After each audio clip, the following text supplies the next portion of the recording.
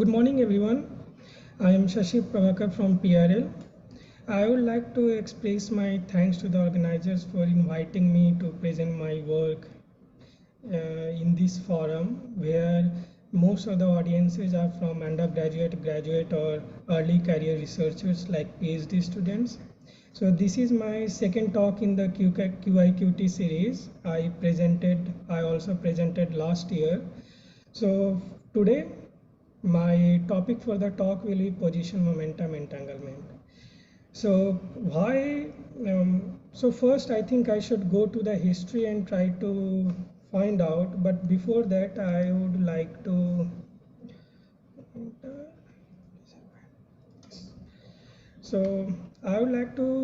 congratulate these three guys, Alan Expect, John F. Clauser and Anton Zeilinger sir. They got the Nobel Prize in Physics last year for their contribution to experiments with entangled photons, establishing violation of Bell's inequalities, and pioneering quantum information science. Their work has made clear that quantum mechanics what it really means and how it really works. So Clauser developed John Bell ideas leading to a practical experiments. When he took the measurements, they supported quantum mechanics by clearly violating the Bell inequalities. This one. Then Alan Specht, he developed the setup which closed the important loopholes, and Anton Zeilinger, his research group has focused on demonstration of phenomena like quantum teleportation, which make it possible to move a quantum state from one particle to the another at a distance. So with this I would like to congratulate everyone from whom I learned the bits and pieces of quantum optics, especially to my PhD supervisor. Moving forward, as you know, we are going to talk about position momentum entanglement. So first, when it was given, it was in the form of uncertainty relation, which was given by Heisenberg in 1927. So the paper discusses that if there exists a canonically conjugate physical quantity pairs which does not commute, then this uncertainty limits the accuracy with which we can determine those physical quantities. So the most famous example that we read is the physical quantity which is position and momentum, which can be predicted from initial conditions. So as we know, position and momentum, they do not commute, so their uncertainty, what Heisenberg gave in 1927 in this paper, is h cross. So it's similar sign, he didn't calculated it exactly. So in this paper, Heisenberg also discussed about other pairs, which is energy and time, and total angular momentum and angle. So these pairs physically represent parameters are the complementary variables or canonically conjugate variables like energy, time, position, momentum. So these form a pair, and the parameter h is the Planck constant. So this paper didn't provide the exact relation that we know today about Heisenberg uncertainty relation. So the formal equality relating this standard deviation of position and momentum, or the delta x, delta px, or sigma px, was given by Kennard later that year, in the same year. So this paper came in, I think, October, September, and the paper by Heisenberg came in around April, March. So yeah, you can see the volume numbers are very close, 43 and 44. So these two papers were written in German, so you can find the English translation if you want to move forward.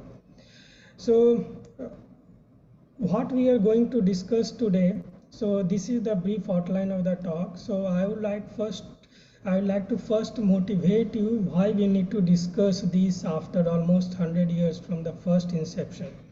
Then I would discuss the spontaneous parametric down conversion. How do the SPDC process generates the position momentum entangled photon pairs? How do we measure them in the lab? I would like to discuss one of the interesting result, and finally I will summarize. On the right, I have presented two images. The top one forms the basis of position momentum entanglement. This is what we used to see from earlier days. In this, to measure the position momentum of a photon, position and momentum of a photon, of a particle, a photon is hitting the particle, manipulates its position and momentum, and instead of measuring the exact value, you actually measure an uncertainty because of the interaction between the particle and the photon. In the bottom image, this image represents the SPDC process where one photon whose color is blue or whose wavelength is in the blue region interacts with this nonlinear QIQT crystal, and that one blue photon gives rise to two photons we call as signal and idler, or in short form we call them S and I. So a brief something more about SPDC process. The photon pairs, these photon pairs are generated simultaneously. So in my lab, we use 405 nanometer blue laser as the pump laser. And the two photons are generated, we consider those wavelengths are 810 nanometers, so the wavelength is double. So the degenerate, what I used to say is that these two photons have same wavelength. So one can say that what would be the efficiency of this conversion? This efficiency is very, very low, which is 1 in 10 to the power 10 or 10 to the power 12. So this efficiency is very, very low. So one need to measure it highly efficiently or high efficiency detector so that you can measure each and every photon distinctively. So this SPDC process is governed by energy and momentum conservation. Here you can see the energy level diagrams. So these energy levels are not the real energy level of the material, it's actually the virtual energy level. So one photon from the pump takes one energy level to the other, and while coming down it gives rise to two photons. So these two photons, omega S and omega I, we call them photon pair, twin pair, or entangled photon pair, correlated photon pair. So there are many ways of referring to them. So this comes from the energy conservation. There is another conservation hold, which is the momentum conservation, where here I am showing the momentum of the photon is equivalent to the total momentum of the signal and idler photons. So these momentum conservation, as these are nonlinear crystal, these happen in two ways. Either it can be collinear or the collinear configuration. So in the non-collinear, those two photons are emitted at an angle. So signal and idler are at some angle, and in the collinear case, both the generated photons are collinear with the pump. Including these two energy and momentum conservation, we also observe something from the polarization of the output photons. So there are three types of SPDC processes. The first one is type 0, other is type 1 and type 2. In type 0 photon, the generated photon pairs have the same polarization as that of pump photon. So in this representation, all of them have horizontally polarized photons. In type 1, the generated photons have orthogonal polarization. So here both are vertically polarized photons. And in type 2, the generated photons, those two photons have two orthogonal polarization. So now we should understand the difference between the original Heisenberg uncertainty relation and what I am going to discuss today, because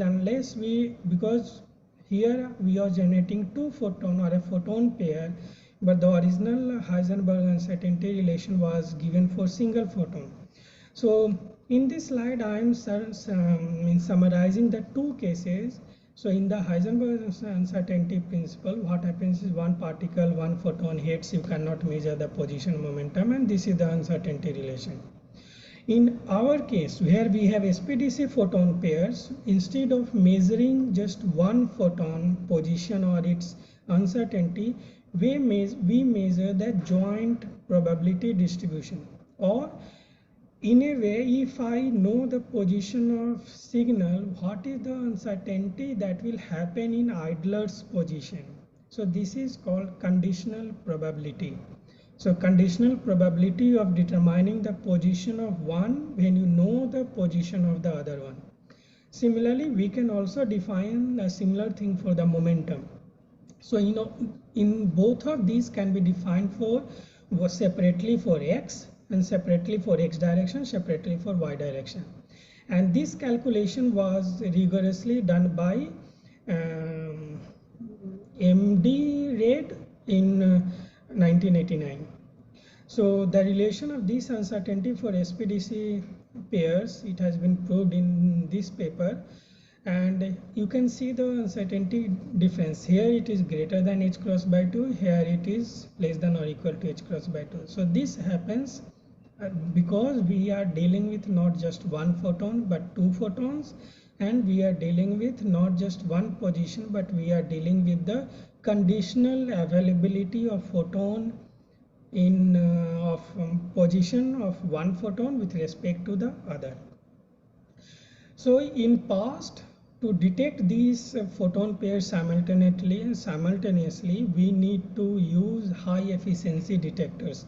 So there are we know two, which is APDs, avalanche photodiodes, and EMCCD. So here I am showing you two methods, one by using APD and one by using EMCCD. And both of these detectors have very high quantum efficiencies. So on the left one, this is called the by using the slit scan method. So you can see the photon pairs are generated. There is a lens here, which is one of the basic component for this setup, and then we have slits on the two arms, one for the signaler, one for the idler. So in this case, the position of the slit is fixed, and here the slit is scanned. So you are actually calculating that if one of the photon is present at a particular position, what is the probability that your other photon is present. So this probability you can determine by having a slit and passing those photons to the slit and getting detected using the APDs. So in position correlation, what you do is you image the position of the crystal on the slit. So this is called image configuration. When you image your crystal onto the slit, this is the imaging plane configuration. So there you will be able to measure the position. To measure the momentum, what you can do is you can shift the position of the lens, and instead of imaging plane, your crystal is on the Fourier plane of the by using the lens. So in the momentum case, the lens was shifted in such a way that now instead of imaging your crystal on the slit, now it is doing the Fourier transform. So in this method is mainly limited by the slit size, which they used is 40 micron. So the opening of the slit was 40 micron, and they cannot go much closer. On the right side, this method is actually implemented using an EMCCD. So here also you have a crystal. By using two lenses in the image plane configuration, the crystal is imaged onto the plane of the EMCCD camera, and here we introduce another lens or the combination of lenses so that the distance between the crystal and the EMCCD remains same, only you are including one extra lens. So this actually helps to move from position configuration to momentum configuration easily. Also, the left method was limited by the 40 micron slit size, but the right method doesn't have this limitation because the pixel of the EMCCD camera is 16 micron. So you can actually get the position or momentum correlation or delta xi if we know xx. So that probability, joint probability, we can get that even much accurately. Okay, there are few other advantages, like these cameras operate at -60 to -80 degrees Celsius, so you will be able to reduce the ambient noise as far as possible. And we further simplified the setup by like this. So instead of having two lenses for the image plane configuration, we use just one lens for the image and similarly one lens. So in this case, the 20 centimeter from your crystal to the EMCCD, we just put a 50 millimeter lens. So this is also a 4F configuration for the image plane and 2F configuration for the momentum plane. Fourier plane. So this setup will give me the position correlation. This setup will give me momentum correlation, and the only thing I need to do is swap the lenses. So most of the configuration remains same, because once you remove these, extra noises will appear on the EMCCD, and then you need to calibrate again. So just for as minimum as possible change in the configuration, we use the just one lens configuration. And this band pass filter is used to block all the 405 nanometer photons, because as I had told you, the efficiency of these crystals are very low, so you need to cut down all the 405 nanometer photons. So we use a band pass filter, and we use a 10 nanometer band pass. So I want to look into only the photons which is generated from 805 nanometer to 850 nanometer, and my pump was 405 nanometer. So this is one of the this is what our method. But we need to look closely into the SPDC process. So if we see, this is the exit phase of the crystal, like it is the end phase, and we are imaging the end phase on the EMCCD. So as these two photons are generated at the same time, so the transverse momentum is conserved. So if one photon if goes in towards the left, the other will go on the right. So that's how they conserve the transverse momentum. So this is the joint wave function for the SPDC, the two photons. So it has two Gaussian functions. This one is for the position part, this one is for the momentum part. So the position correlation length, which is represented by this sigma, this is equal to alpha L lambda p by 2 pi. So this part, this position correlation length, is independent of every experimental quantity except the length of the crystal and the wavelength of the pump. And this alpha is equal to 0.455, which is called as adjustment constant. This comes from the different phase matching conditions that we need to apply to observe the SPDC process. So if we take these to consideration, my position correlation length will come as around 12 to 14 micron, which is similar to what we have the pixel size of the camera. So these two photons will mainly lie on the two consecutive pixels. This is the minimum that we can go with these cameras. So the only thing that changes in the setup is the momentum correlation length, and that depends on the pump beam waist. So if you have a larger beam waist, your momentum correlation will be smaller, or if you have a smaller beam waist, your momentum correlation will be higher, and this matches with the SPDC process. Okay. So moving forward and combining all the things, this is the very basic setup that we had. We have our pump beam, which shines on the nonlinear crystal. We have a low pass filter and a band pass filter. I put one lens at the 4F configuration, and we have the EMCCD. And we also need to characterize the noises. So to do that, we switched off all the sources of the noises, and the EMCCD frame was open, or like it can take all the noises that is coming from the background or the spurious noises. And we took this, how many number of photons per pixel is coming. This parameter is very important, because we should not saturate our frame. Like it is very difficult when you have multiple photon pairs falling on one frame. You will find difficulty in associating which photon is associated with which other photon. So we should have very less number of photons per frame. Also this delta xi/xs, so the position correlation, that will be determined by whatever big sigma x we can calculate from the EMCCD, and m is the magnification which comes from the lens configuration. So here m is 1 because it's a 4F configuration using one lens. So momentum correlation length will come from this relation, where f is the focal length of the lens, k is the wave number, and sigma p will come from the EMCCD. So let's look into more detail what we did with the EMCCD and what we had. So here we use the Andor IXN3633 EMCCD. Its quantum efficiency was around 90%.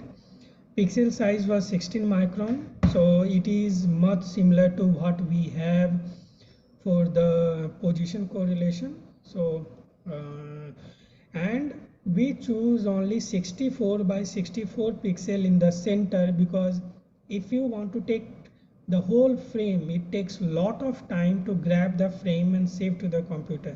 So to save our experiment time, what we did, we choose only this region. Okay, and if we have 0.004 photons per pixel, and if we multiply this number of pixels, so we will have around 10 to 12 photon pairs per frame, and it is easy for us to do the coincidence count. Okay, we operated the camera at -60°C. Gain was high so that we can detect each and every photon.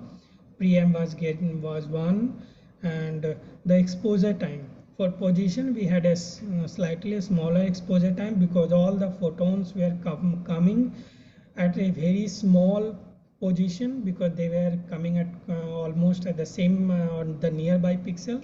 So that's why I put the exposure time to be smaller than the momentum, where the photons are a bit separated.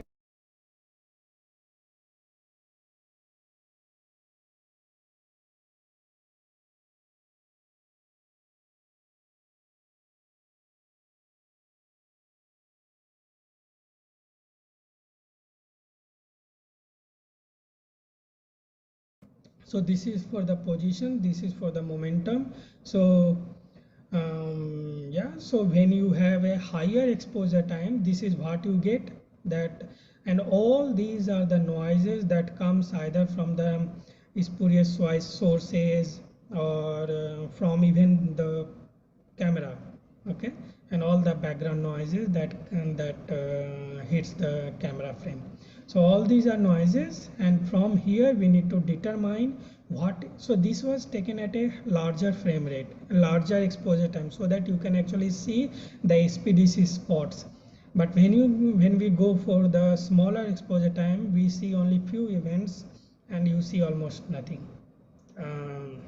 Okay, so how do we actually do the image analysis? Because getting so much of frames, and then we need to find out which photons are associated with the which other photon. So to do that, we use the technique of something called joint detection probability.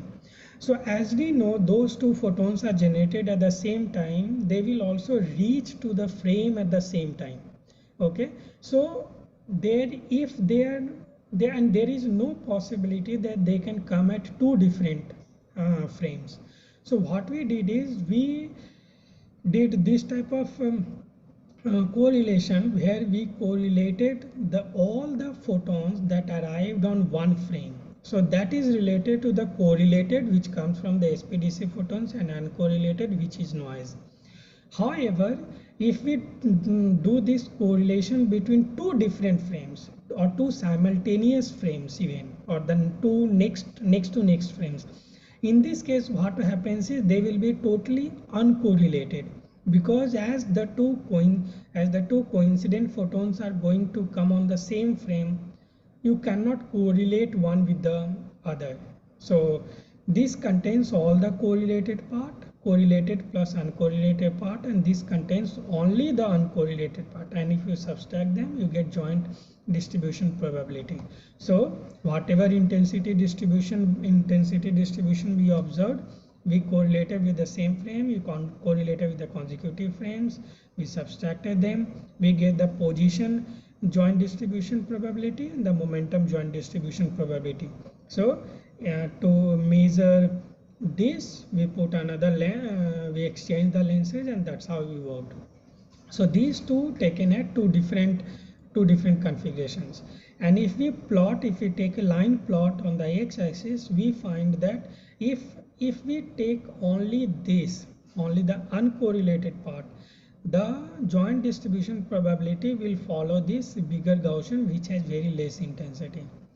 And if we take the correlated plus uncorrelated part, then it will follow this. And if you see only if you subtract both these two and if you take only the correlated, you see that all of them actually lie from the bottom. So that's how we were able to separate all the noises that are coming from that were not interested to us. And the average joint distribution probability were averaged out for all the 2.5 lakh frames taken over multiple times. So this is one of the example that we obtained. So this is if you know the momentum of signal in y direction, and if you want to calculate what is the momentum of the idler in y direction, so this is the probability that you are going to obtain. So you might notice that momentums are diagonal and positions are anti-diagonal. So this comes from the wave function. So you might have noticed that one of the Gaussian was there was a negative in the middle, maybe here. So this one is negative and this is the positive. So that's why you can see one to be diagonal and one to be anti-diagonal. So from this we calculated how much is the uncertainty or conditional uncertainty in position, conditional uncertainty in momentum. We multiplied them and we found it to be 0.04 and the error was much less. So this value was much lesser than half h cross. So what I can say that we have been able to detect the position and momentum correlations with these SPDC photon pairs. Okay, but this is not end to that. This is okay. So and also one thing to note that the momentum correlation depends on the beam waist of the pump. So for an elliptical beam, we have two different beam waist on the two direction. On x direction the beam is longer than the y direction, so those are elliptical beams. So what we thought, can we have different momentum correlations in the same beam in the two transverse axes? So this is what we performed. We again we added two cylindrical lenses. So cylindrical lenses are applied in such a way that the beam in this direction, in the vertical direction, will become smaller or bigger depending upon what are the focal length of these cylindrical lenses used.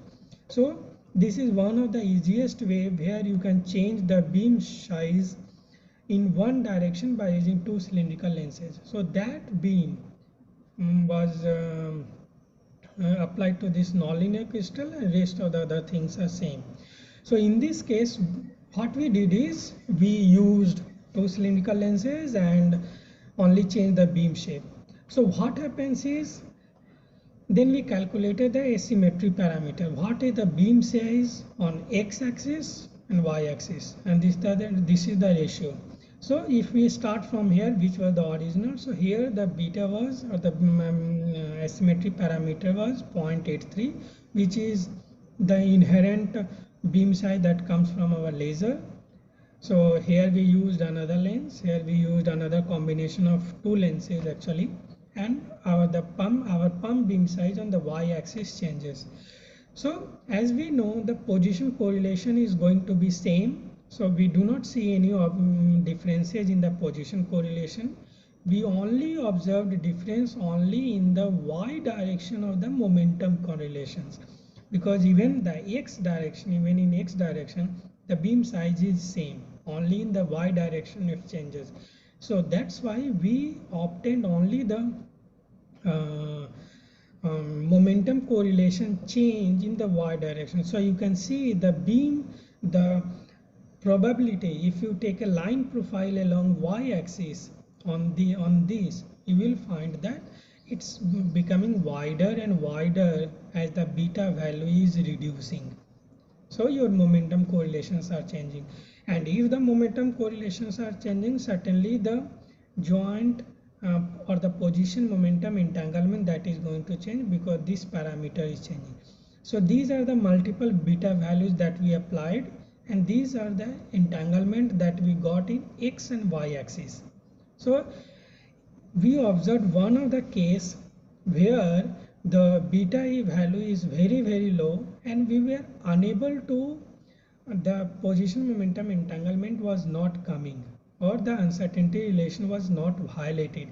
So in this case, we can say that entanglement has died or entanglement has been lost in that axis. And the good thing is that we have complete entanglement in the x-axis and no entanglement or no position momentum entanglement in the y-axis. This is really fascinating because in one beam you can have two types of entanglement in two transverse directions. So this is what we did, and here, so this yellow part actually shows that there is no entanglement in this region, and here you have full entanglement, and in the x-axis there is almost no change. So whatever small change you are observing, it is due to the noises and taken at different time of the day, so that might have happened. Or also, if the beam size in one direction is small or bigger, what happens is the intensity changes on the beam or on the band pass filter and some extra noises goes, so it's due to that. But you can say this gamma x, or the entanglement position momentum entanglement in x-axis, is almost same, and the y-axis it's gradually increasing if we decrease beta, or the beam is becoming more and more asymmetric. So what actually happens to the momentum correlation in this? So here I'm showing this is your pump beam, where on the y-axis the beam size is very low, so it's almost like a pancake. In the x-axis the momentum correlation, you see it's much less, which you can see by taking the line profile along the y-axis or the x-axis. But if you see the momentum correlation in the y-axis, it's completely flat. This shows that you cannot measure, or the momentum correlation is very small. Okay, so in this case this value or the momentum correlation is not small but very high, so uncertainty is very high. So that's why you are unable to violate this position momentum entanglement for this case. So this is one of a very intriguing part. We can call this as entanglement death in one direction, and it's all. So this position momentum entanglement can also be called as a spatial entanglement, because this happens in space. So whenever this term a spatial entanglement comes, we associate them how many modes we have.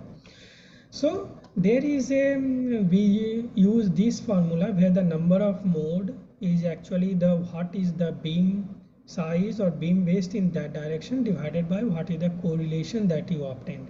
So this relation was taken from this paper, where they give this ratio, and if we calculate the number of modes, so the cases where the entanglement was observed and it was almost same, the number of modes associated there were also same, okay, which is around 60 in this case.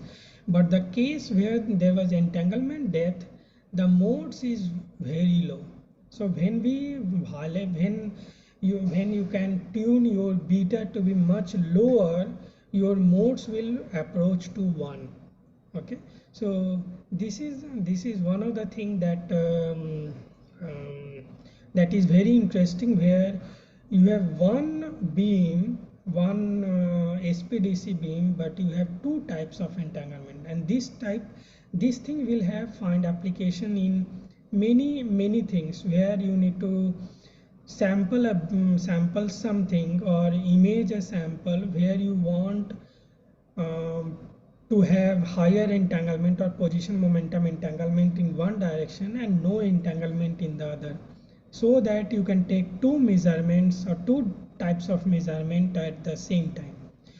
So moving to the summary, what we learned today is we use the combination of two cylindrical lenses to shape the elliptical Gaussian beam and in the transverse direction, and this asymmetry gives the different momentum correlation. Position correlation is independent of the pump beam parameter, but momentum correlation depends, and that actually gives us this asymmetric or anisotropic spatial entanglement. So So by engineering the pump beam, we can have two different or tunable entanglement in two transverse axes. Okay, so we also calculated the number of modes in these in the state that we have generated from the SPDC crystal, and we notice the entanglement death. So this we are moving forward with this method, and we are trying something more. So maybe I will be able to present in next QIQT series something more next year. So this work has been published in PLA this year. So if you need, you can go through this paper. Most of the detailed analysis is written there. So yeah, and I thank everyone for listening. Thank you. And I am open for questions. Yeah. So thank you, Professor Prabhakar, for your nice talk and for this very informative talk. So yeah, we have time for questions.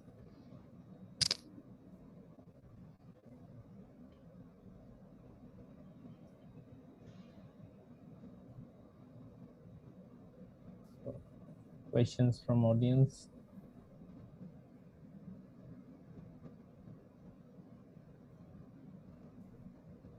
Yes. Yeah. So Professor Singh. Yes. Thank you. Thank you for your talk. I have two questions. First one is, could you please go to the slide number 9? Yeah.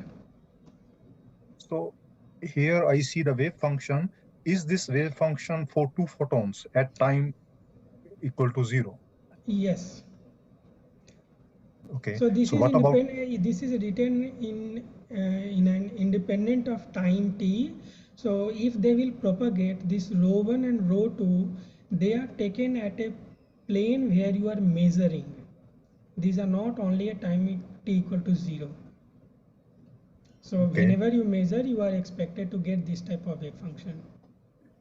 So you are solving time evolution of this wave function by using Schrödinger picture, if I understood correctly. No, we have not solved this equation. Okay, so we have only taken what are the good part of it. So we were actually interested only in this sigma minus and this sigma plus, which actually represents the position correlation and momentum correlation. Because position will come, so ρ1 minus ρ2, and momentum will come from here, so where there is plus. So we actually took only these two parameters, significant parameters, and we actually take these equations from this paper and further paper which these guys have referenced.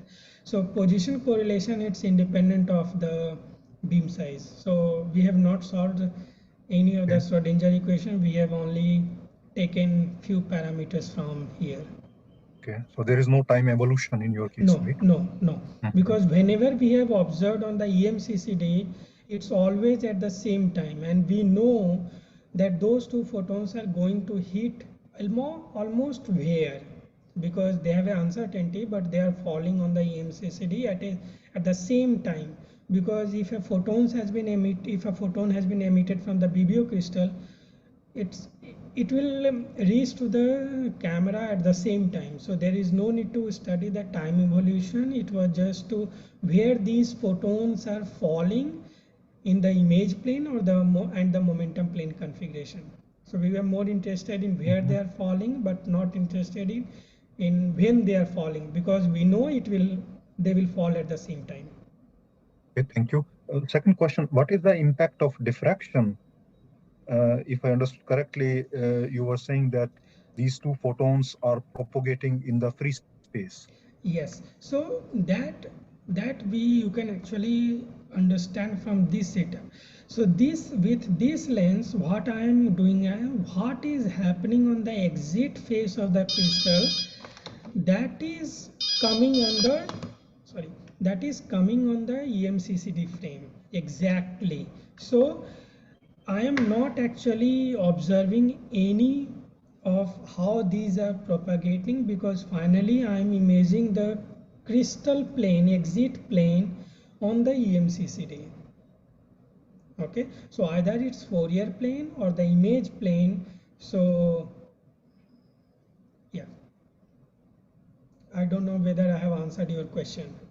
So this diffraction is not going to affect anything because finally we are doing imaging. Thank you. Thank you.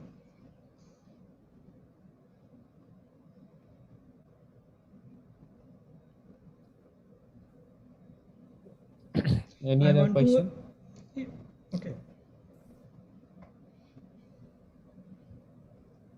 So I have like some clarification kind of. So Okay. here in this work, like you are finding out how what is the effect of this beam waste, like pump waste, is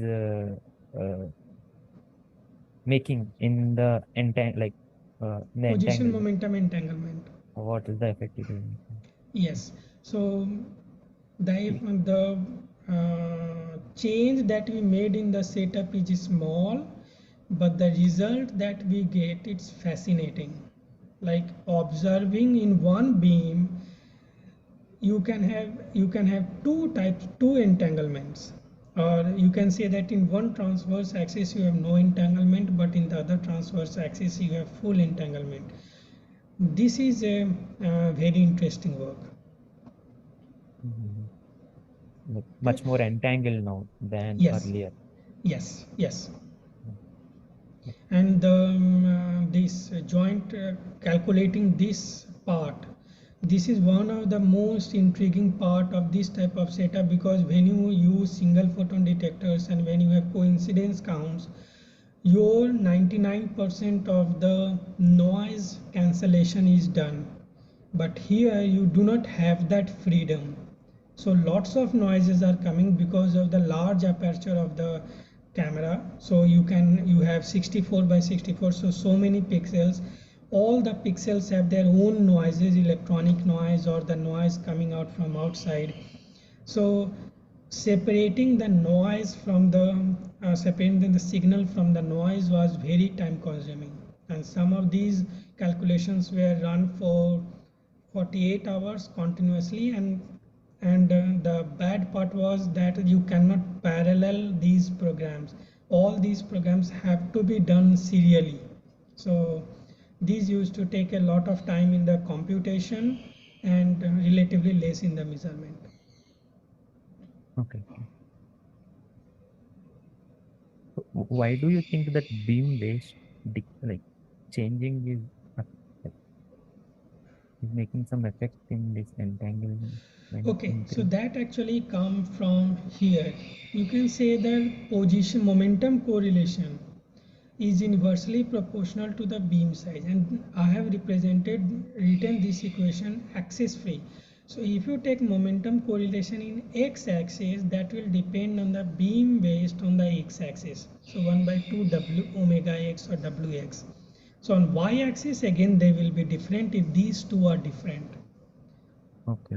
So that is leading to the different position momentum entanglement in two transverse axes. Okay. So can I find this relation in this reference? Yes. Okay.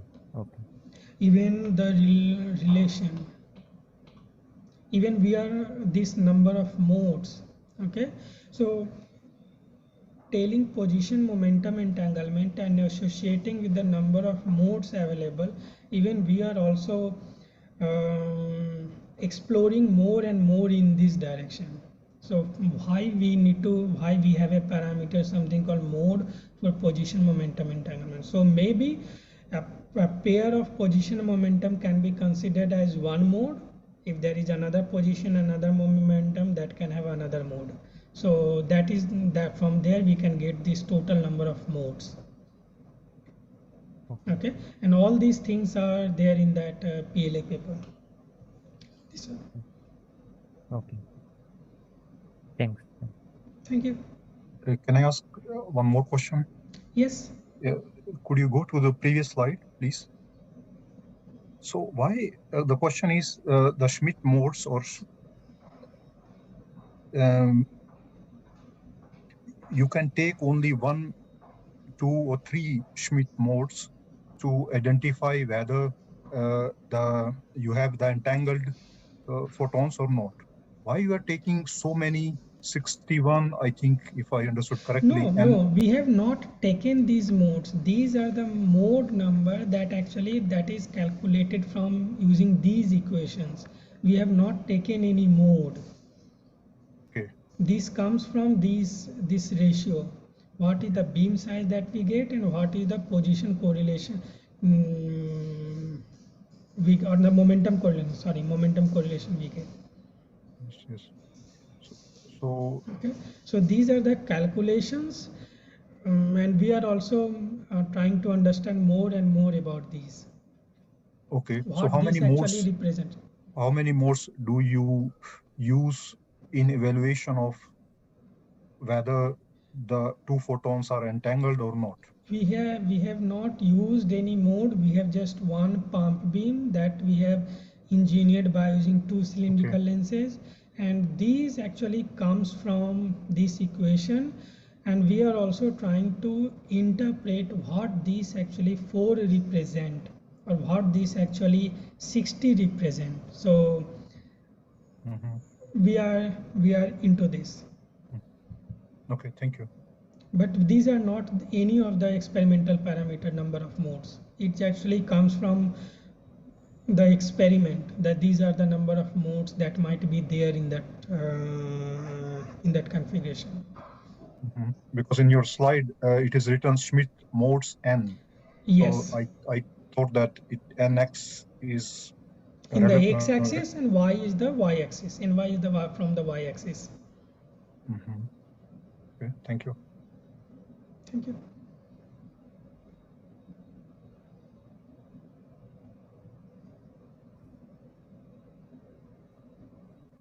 I have a small doubt. Like, I don't know what actually this Schmidt modes means. Can you explain a bit? So this is also, I am working on it to understand more about these.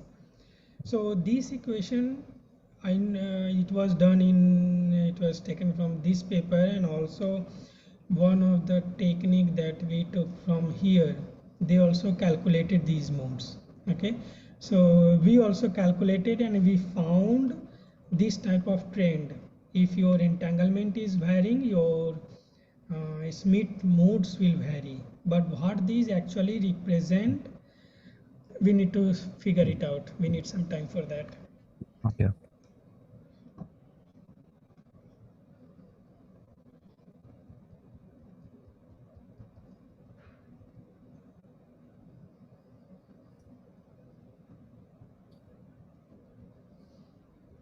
Still have some time for questions.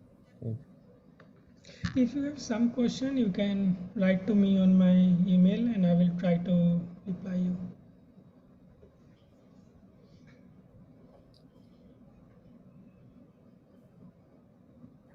Yeah. Yeah. So if there is no more question, then we would like to thank Professor Prabhakar one more time. Thank you. I thank you for listening and inviting me. Yes. So yeah.